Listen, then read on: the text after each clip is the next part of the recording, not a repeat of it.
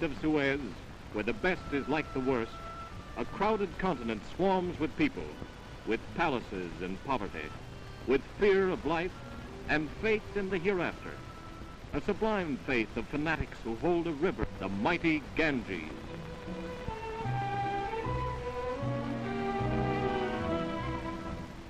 Mystic India's 350 million people believe that these are holy waters that wash away their transgressions and purify them spiritually.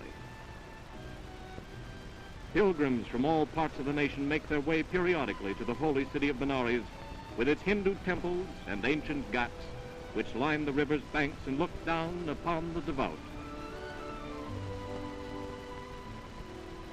Even the wearing apparel is washed in the sacred Ganges. Religious rites that the Occidental can never understand disclose the thoughtful, the serene, whose prayers are all for everlasting life, life without pain and poverty, life without trial and tribulation.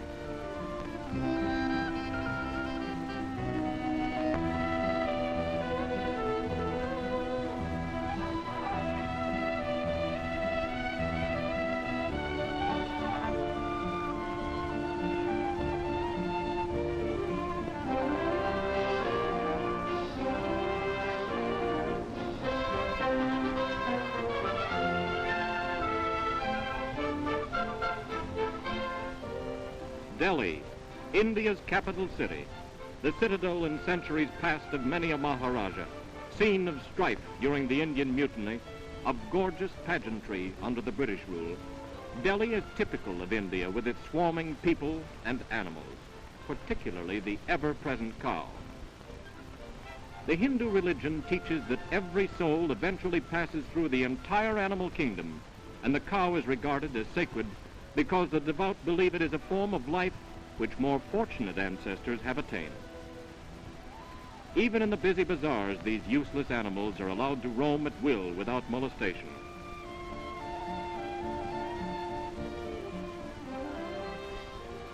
Here, as everywhere in India, people literally live in the streets, buy, sell, eat, and sleep. It is of little concern to them that a cup is rarely washed.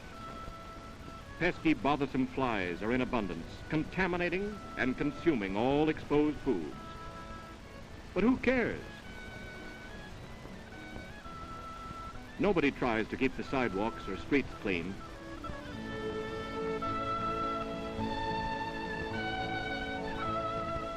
Fakirs are everywhere. Not all are beggars of alms, but mostly religious fanatics who, like this one, deliberately inflict punishment upon themselves. His ordeal is a bed of sharpened nails.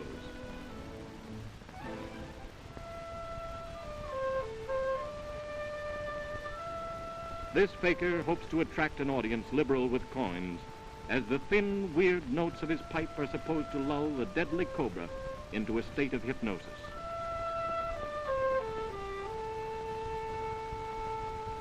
Strange practices in mystic India.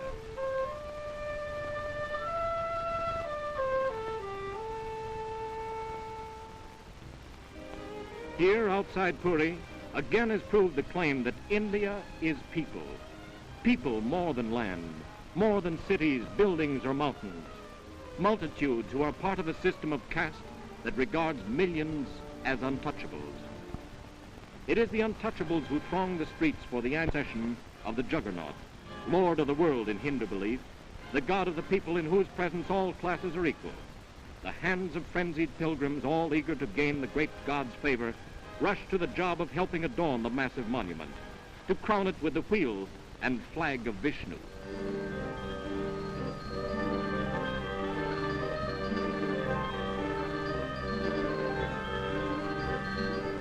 The giant image of Jagannath is raised to the platform of a colossal car of unknown antiquity, where the huge idol towers above the heads of the people. The crushing weight of the great vehicle makes its progress slowly as hundreds of the faithful drag it through the streets. For several days it will roll slowly through surging masses of the untouchables. At times some have been crowded beneath the giant wheels, giving rise to the belief that the Juggernaut, in that way, invited peace to those who perished beneath its staggering weight.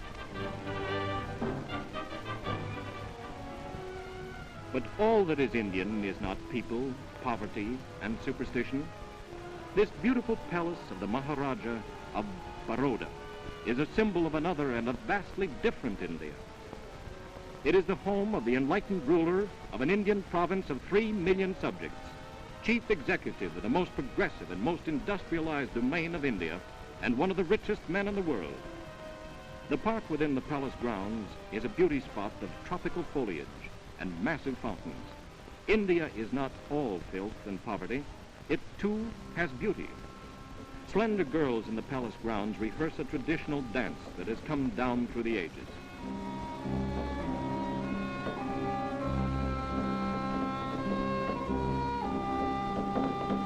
The music, too, is traditional, as are the instruments that pour forth notes and strains peculiar to the land.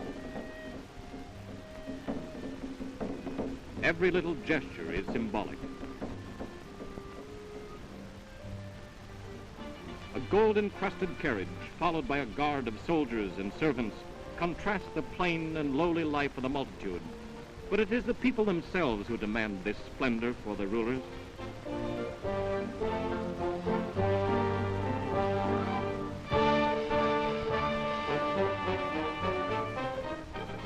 Administration duties in this vast land are many.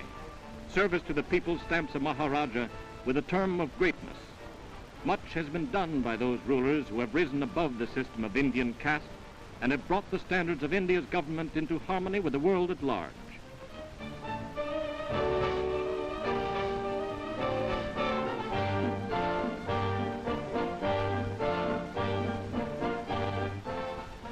In preparation for a parade or some official ceremony, a Maharaja's elephants must be gaily painted and adorned.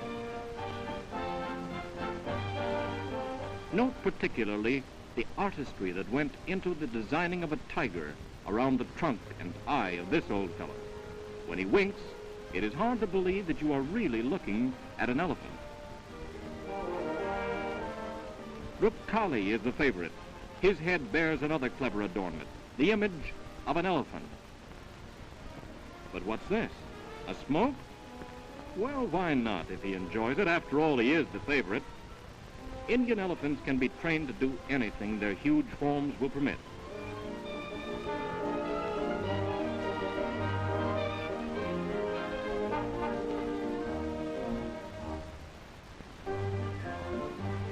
Now, a ceremonial procession with all the pomp and splendor that India can produce. A ruler surveys all from the back of his biggest elephant. This, too, is India, as much as her millions who live in squalor. India, whose temples and palaces, whose traditions and rites come down from a history written long before the dawn of modern civilization. Here, within a land of mystery and want, of plenty and poverty, here at Agra stands the Taj Mahal, most tender memorial ever erected in all the world to the love of man for woman.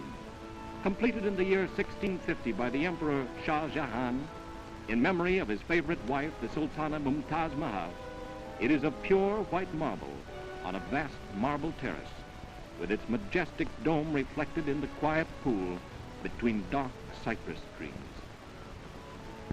Truly a lovely pattern of sentiment woven into the strange fabric of mystic India.